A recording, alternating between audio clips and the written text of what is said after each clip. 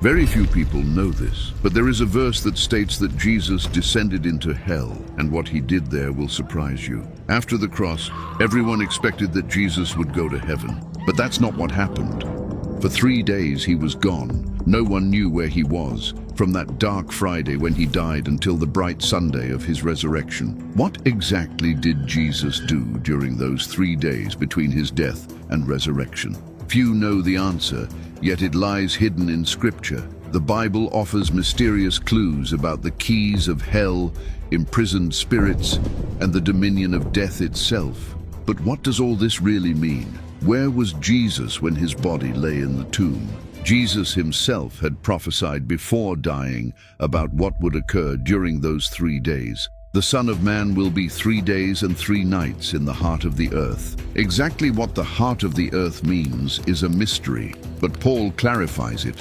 He explains that before Jesus rose again, he first descended into the lower parts of the earth. These two connected passages reveal something important. Jesus, after his death, did not immediately go to the Father. Jesus descended to a specific place, but is this place actually hell? And why did Jesus have to go there? A mysterious verse explains that this place contained imprisoned spirits. Christ, being put to death in the flesh, preached to the spirits in prison. The phrase spirits in prison gives us a clue about Jesus' purpose. But if you think Jesus went there to free these imprisoned spirits, that's not the case. The answer is even more astonishing. But to really grasp it, first, we must explore the Jewish understanding of the time. This place, the heart of the earth, had a name in ancient times. In the Hebrew Old Testament, it was called Sheol. In the New Testament, written in Greek, it was known as Hades.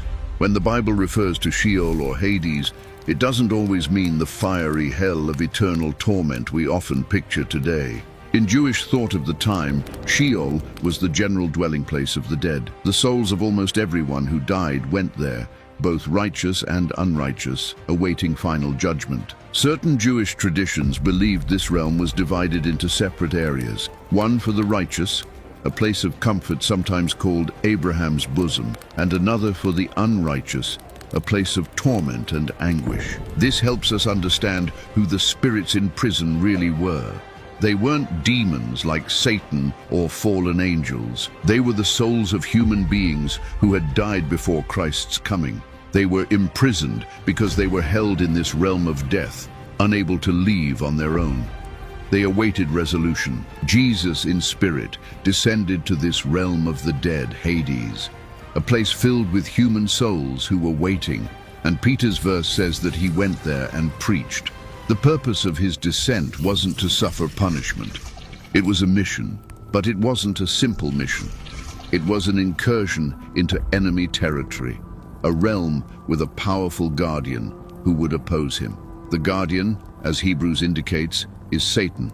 By his death he might break the power of him who holds the power of death, that is, the devil. The Bible tells us in this verse that Satan holds the power of death.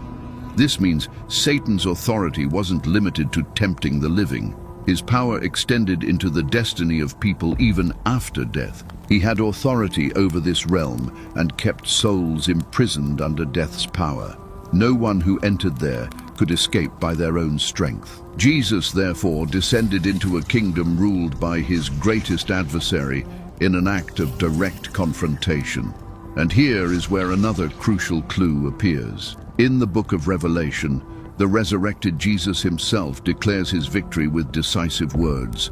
I was dead, but behold, I am alive forevermore, and I hold the keys to death and Hades. Keys symbolize powerful authority and complete control. Whoever holds the keys to a place has total power to open and shut its gates at will. If Satan previously held the empire of death, and Jesus now possesses the keys to death and Hades, a confrontation must have occurred during those 3 days. Jesus' descent was, then, an act of war, an invasion to strip Satan of his authority.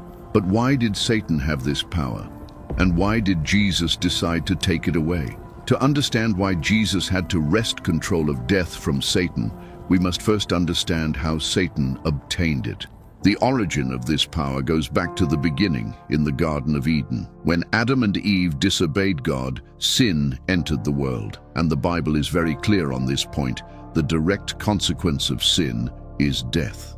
Sin entered the world through one man, and death through sin, and in this way death came to all people. Satan, as the original tempter who introduced sin, became the one who held the power of death. Jesus, however, was different.